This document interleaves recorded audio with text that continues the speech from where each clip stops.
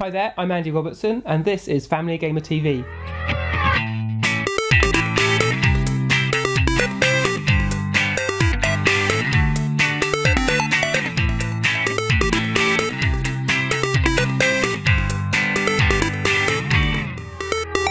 Welcome back to Family Gamer TV. This week I'm with Laurie and her family, and you guys have sort of already walked the path of family gaming for a few years. So I'm interested to hear, how it's worked for you having games in the household. How old are your children now? They're 18 and 16. Yeah, 2 boys. So they've grown up to some extent with games, and their dad is very much a gaming person. So the house is always had games in it and things. Yeah.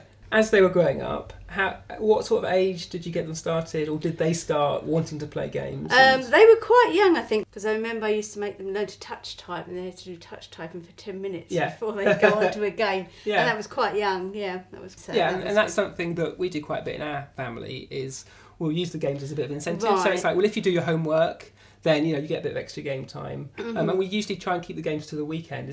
Did you sort of do those sort of boundaries as well? We've always had boundaries, half an hour or an hour or whatever, depending on what time it was.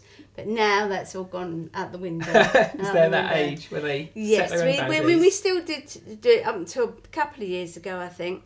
They had so much time each on the computer that was downstairs in the other room. But then it caused so many arguments. It's my... So then we got the older one. When he was 16, we got him one in his bedroom, which stopped the arguments, and it kind of seemed to have stopped the time limits as well. Do you know what I mean? That seems to have gone out the window with it, now that they don't have to get off for each other. Yeah, I think time limits is a good idea, and something we've really found helpful is setting the time limit on the console. So these days you can go to the 360 and there's a family setting area, and you can then say, well, my family's going to be able to play for an hour, and when it gets towards the end of that time, they get a little warning, it's 15 minutes to go. And that seemed that for us, that's really changed how stopping playing, has felt, because it could easily get into a big argument, and they're just like, I don't want to stop. Something in our family we tried to avoid, when they've been very little, avoid guns.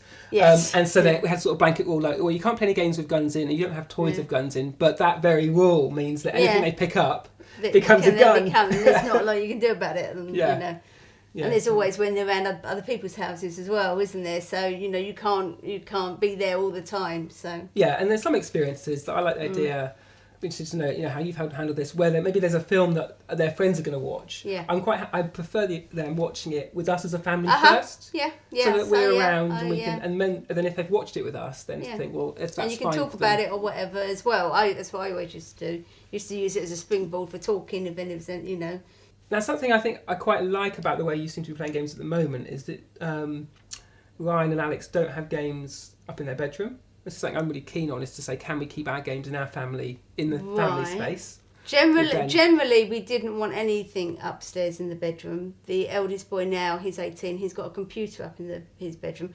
He's now started work, so if he buys games, presumably that might. But generally, no. I mean, it's always good, isn't it, if it's in some kind of downstairs part. And for us, it was quite lucky because we did have the slightly extra room on the side there, so that it could go in there, but obviously it's part of our living space. So but I'm quite keen on some of the newer games are coming with controllers with screens built into them, so that you can play a game on your own somewhere else, or if you start playing the game on the console, you can then move it onto the handheld.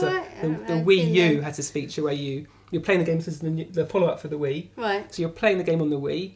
Someone, say, comes in and wants to watch their programme, EastEnders or whatever it is. And you can then just essentially press a button, move the game to the screen on the controller, and then you can play it, and then they can use the TV for something else. I think sometimes that sort of technology family harmony can help. So. Definitely.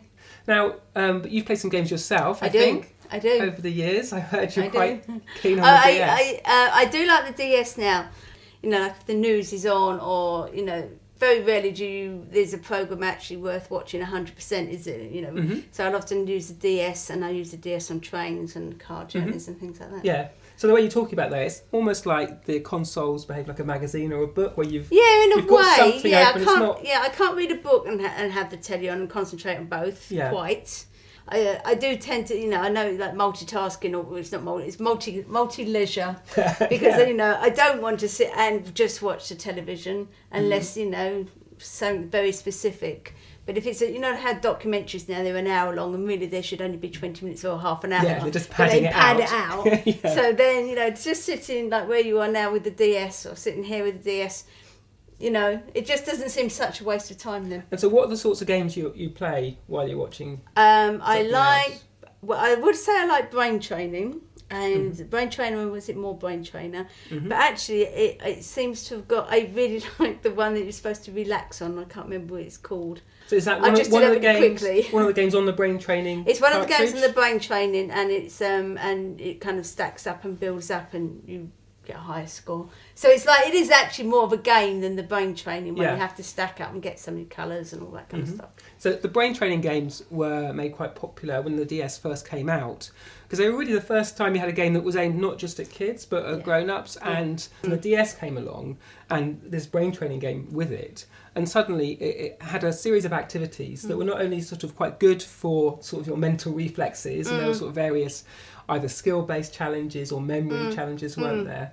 But also the style of playing. You held the DS like a book, don't you, sort of sideways? Yeah, true. And it just felt like a different experience, and that really connected with a lot of, I think, older players, and a broader in terms of sort of male-female. I don't know how many people have it though if they don't have children. Yeah. It's quite a big thing, isn't it, to go out and just buy it, and maybe that's right. And in fact, we didn't buy them because they were, they are a bit expensive, aren't they? The outlay. But somebody actually bought one as a present for Alex, and that's how we got into it.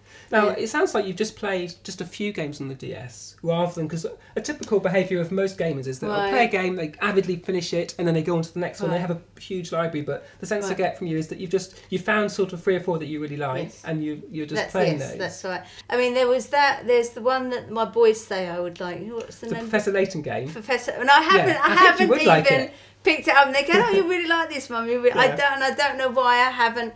Just that first initial, I don't know. Maybe if I picked it up and put it in, I would be able to do it. I don't know. I don't know why I haven't also. It's an unknown, isn't it? I think. Yeah, and I know I'll enjoy these other. when I'm sitting down for a half an hour, I know I'll enjoy that. Yeah. So with the Sudoku as well, type thing. You've got a variety, haven't you? And so I know. But I should try the others. Well, we'll have to get you playing Professor Layton, and maybe we'll come back and see. Because I think Professor Layton is a game. It's similar to the sort of brain training style, but there's a story that runs through it, and the story's quite well sort of told in an acted sort of cartoon. So it's not stuff you just read. There's a proper full-on cartoon going on, and as the different puzzles unfold, there's a mystery that you're solving in the whole game. So you have those little steps of puzzles, but there's also an overarching. Are there questions sometimes? Do you have to answer those before you get onto? Maybe that's why I haven't tried, because I think I'd get to that. If I can't answer it, I wouldn't be able to get any further. Well, what the game does, it gives you hints, and you pick up these hint coins that you can spend on a puzzle. So if you come across a puzzle you're stuck on, really? You can buy 3 hints, and each time you buy a hint, you get closer to sort of being given the answer. Okay. And if you still can't do it, then it will let you proceed without doing it, without solving every puzzle. And then you get a chance to come back. Yeah. But the puzzles are there in the story, but like you say, you can carry on without having to solve them all. So, I will give it a go. Yeah, well, if you do that, then we'll and let you know. Maybe have another chat and see how you get on. Yeah. Great, thank you. That's all we've got time for this week. We'll be back with more Family Gamer soon.